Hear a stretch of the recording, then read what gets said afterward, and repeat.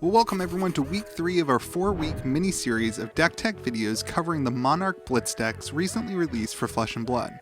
As always, we are going to look at what makes each hero tick right out of the box and talk to you about potential upgrades that you might want to consider for them. Remember that these videos should not be seen as a series to hone the skills needed to win a high-level competitive event. Rather, it's just a way for new players picking up the game for the first time to get some additional insights on how their chosen hero functions and potential upgrades that they may want to invest in as they go along in their Flesh and Blood journey.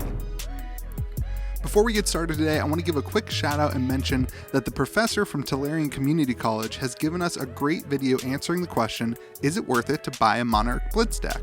I'll have the link listed down below for you to watch yourself if you haven't already and share with others interested in the game. Don't forget to suggest this series as a great follow-up if they decide to go out and grab a Blitz deck or even all 4. And if you're really looking for these decks, I currently have some available at cavdainsmarket.com. Alright, well with that out of the way, let's get started. Today we're crawling out of the depths of the darkness and the shadow to bask in the glory of our first light hero in the series, Prism. Prism is a light illusionist hero and the only new class to be introduced in Monarch. Being a new class and the first light hero we have discussed here, there's going to be a lot to cover, but to save time, I'd like to mention that the pre-constructed deck includes an illusionist mentor card like the previous ones that we've talked about during this series. If you'd like a breakdown on how these mentor cards generally function, please check out my first video from this series covering Chain with the link listed below. What else can we expect from a pre-constructed deck? Prism being an illusionist hero with the light talent means that she can play illusionist, light, and light illusionist cards in her deck along with generic cards. The light cards themselves introduce a new mechanic and card zone called a hero's soul. All light heroes have a soul that is depicted by cards being placed directly beneath the hero. Most light cards and light illusionist cards will have effects that allow you to place attack cards that hit into your hero's soul.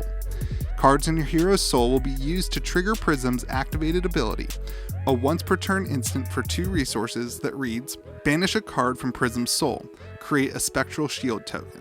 Spectral shield tokens are generated one-time use shields that remain in play until your hero would be dealt damage, with each shield being destroyed to block 1 damage per shield.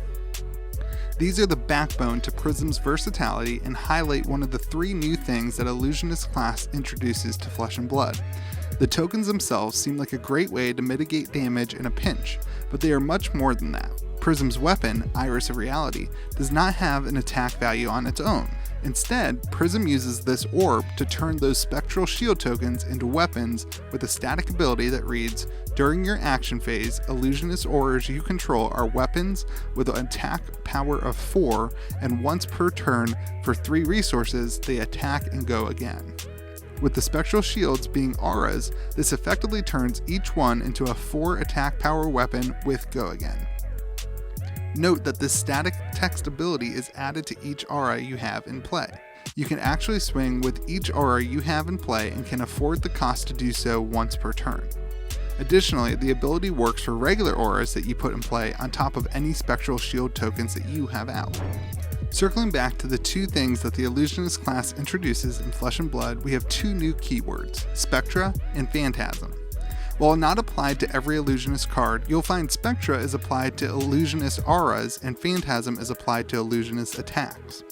We will cover both these keywords in a little more depth, but in general it's important to know that the Illusionist attacks and auras are extremely powerful, but that these keywords add a balanced weakness to them. Auras with the keyword Spectra can be targeted with an attack from your opponent. Doing so destroys the aura and in turn closes the combat chain, preventing the attack from resolving. This will leave your opponent's head spinning as they decide whether or not to take out your most powerful auras because their on-hit effects won't resolve if they do. In most cases, this means that they will not gain go again, and without a way to get additional action points, it will take their entire turn just to remove your aura from the battlefield. Attacks with the keyword Phantasm are destroyed and close the combat chain if blocked with a non-illusionist attack that has 6 or greater attack power. It is important to note that this keyword checks for the power of the defending card during combat, not its printed value. If your opponent blocked with a card that only had 5 attack power and was able to raise that stat to 6, Phantasm would still trigger. Similarly, if you play anything that would lower the attack power of your opponent's defending card below 6, Phantasm will not trigger. This can make planning your attacks tricky, but at the same time it highlights what Prism is doing. As an illusionist, she casts grand and very powerful illusions during battle, but the altered reality she imposes against her opponents are not impossible to break through. The Prism pre-constructed Blitz deck puts all this together with a fully constructed 40-card Blitz deck, hero token, weapon token, and a full set of equipment for you to use right out of the box at your LGS and your kitchen table. To get started, Prism wants to present your opponent with too many things to worry about on their turn that they can't deal with it all in one go. You accomplish this by utilizing the 3 pillars of Prism's success: large attack actions, powerful auras, and spectral shield tokens. Watch as your opponent goes into analysis paralysis, deciding what to block if they don't have a 6 attack power card to trigger Phantasm, whether to break your aura with the Spectra in play that you'll use next turn, or attack you and attempt to get rid of some spectral shield tokens. Prism has a lot of options and sets up to be a really powerful mid-range deck, but there are some important things to take note of when playing her. Out of the box, similar to Chain and Levia, this Blitz deck runs 0 attack reactions and 0 defense reactions. Now on the surface, this seems like kind of a detriment, but you have multiple ways to mitigate this. All cards except 7 of the 40-card deck have a defense value of 3, so you should always have enough in hand to block with. Additionally, spectral shield tokens are a great asset for protecting yourself for turns when you need to save cards in hand for a big play. To that same point, there may be turns when you want to defend and protect your spectral shield tokens from blowing up so that you can attack with them the following turn. Touching on some key cards in the deck, we have Merciful Retribution, which is a one-off rare in the deck. This powerful aura costs 4 resources, but if left unchecked by your opponent can become a major nuisance for them in the long run, dealing 1 arcane damage to them every time an aura or attack action card you control is destroyed. This includes spectral shield tokens, giving you the advantage of not only blocking 1 damage for each spectral shield token destroyed, but also dealing 1 arcane damage back to your opponent for each token that is destroyed. Additionally, Merciful Retribution is the one card in the Prism pre-constructed deck that will allow you to place a card into your soul that was not a on-hit effect. Ode to Wrath is another aura included in the pre-constructed Blitz deck. While also costing 4 resources, this aura can prove to be even more powerful if an opponent is having a difficult time destroying your Phantasm attacks due to its static ability that gives all illusionist attack action cards you control go again. If that wasn't powerful enough, Ode to Wrath will also cause your opponent to lose 1 life every time a source you control deals damage. Note that losing life is not the same as taking damage from an attack. If Ode to Wrath triggers, your opponent will not have the chance to defend against the damage caused by its lose 1 life ability. Enigma Chimera is a classic showcase of how powerful illusionist attacks can be. While only the yellow and blue pitch version are included, this card can deal a massive 6 to 8 damage for 2 resources if it's not destroyed by triggering Phantasm. Cards like this will assist in keeping pressure on your opponent and either make them ditch multiple cards to block its large attack power, or defend with one of their better attacks in order to break it all together. Everything you play as Prism is going to impose a threat on your opponent. While managing when is the best time to attack, play auras, or create spectral shield tokens can be a bit intimidating at first, your opponent will have just as much to worry about as you continue to present different issues for them to manage while also trying to play their own attacks. We've reviewed the new mechanics for Light and Illusionist, and we've talked about some of the cards and synergies, but here's an example of utilizing everything we've talked about so far for one really big turn. For this example, we'll assume that all attacks hit and are not broken by Phantasm. Setting the scene, you took whatever damage your opponent threw at you last turn, mitigating some of it with spectral shield tokens. And you have, in play, Ode to Wrath, the Librarian, face up in your arsenal with 2 less encounters. You have 0 spectral shield tokens because they were destroyed last turn. In your hand, you have 2 Herald of Protection, reds, 1 Enigma Chimera, yellow, and 1 Herald of Ravages, blue. At the beginning of your turn, you destroy Heartened Crossstrap to make the next attack action card you play cost 2 less resources. Then you play Herald of Protection red from your hand for free and with Go Again from Ode to Wrath. Herald of Protection red will be placed into your hero's soul after it hits and create a spectral shield token, and causes your opponent to lose 1 life due to Ode to Wraith.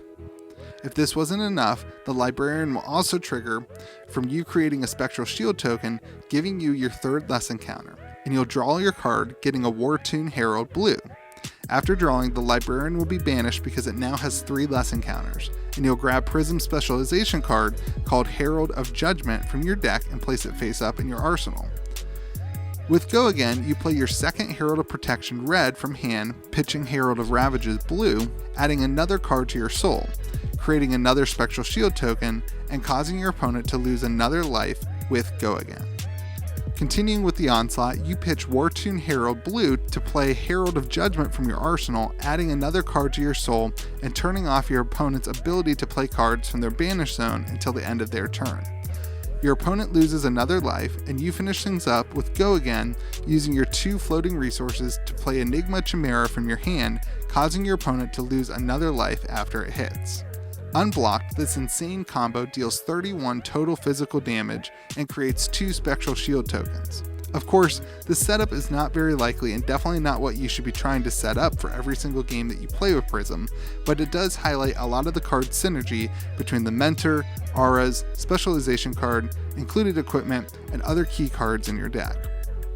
While you won't be closing out all games in this wild blowout fashion like this combo, you will have a ton of flexibility in how you manage to present the threats to your opponent and maintain tempo. If all that seems a little overwhelming to you, don't be worried. Just pick up a deck and try it out for yourself and really just kind of learn how the mechanics all work together. If you want to upgrade your deck, we do have some cards that we would suggest to add or sub out for other cards. Mainly, we think that Spears of Sterility is a really good common card, and there are 2 blue copies of this already included in the Blitz deck, but this is an excellent way to extend your turns when either you know that your opponent cannot trigger Phantasm, or you can always protect this card by activating by breaking your Dreamweavers, and you can protect the Phantasm. Frontline Scout is another common. The attack power on these cards are low, ranging from 1 to 3 based on the pitch value, but viewing your opponent's hand can be really valuable information when setting up for a big attack with anything that has Phantasm. Having Go Again already built in makes it a great opener. Some majestic cards, another Prism specialization is Arclight Sentinel, and this is another target for the Librarian Mentor card to grab. In addition to that, it effectively buys you a free turn, forcing your opponent to attack Arclight Sentinel when they declare an attack and Arclight Sentinel is in play. Another majestic is Soul Shield, which is a great defense reaction for a more mid-range and combo-centered Prism deck. Being able to defend for 6 and get another card into your soul can be a benefit for both defensive and offensive plays. Parable of Humility is a rare, which is another powerful aura that costs 4 resources. This card will assist in keeping your attack safe from Phantasm triggering by reducing the attack power of the cards that your opponent uses to defend by 1. And lastly, Blinding Beam is a common card that is a great way to prevent Phantasm from being triggered, with the additional benefit that it is free to play if targeting a shadow card, making this a great sideboard consideration. Prism's deck might be a little bit intimidating for a new player to the game, but your turns will always have a plethora of playline options to keep your opponents guessing. I personally think that this hero has many deck builds to explore, and that if deck building and theory crafting is something that you enjoy, you will have your work cut out for you with this deck. Thank you so much for watching this video. It's really encouraging to see all the comments and feedback that you guys give me on videos like this. If you're looking for a place to play and enjoy some amazing conversations with members of the Flesh and Blood community, head on over to patreon.com/KitchenTableTCG to support the channel and get access to a Discord server, as well as collection tracker and discounts on box and case breaks. And also thank you to Zach McCullough for helping me write these scripts and making sure that we can provide great deck text for you to enjoy. If you are enjoying the channel, just thank you so much for watching the videos. You're really making my dream come true. And just another reminder to be kind to the people around you.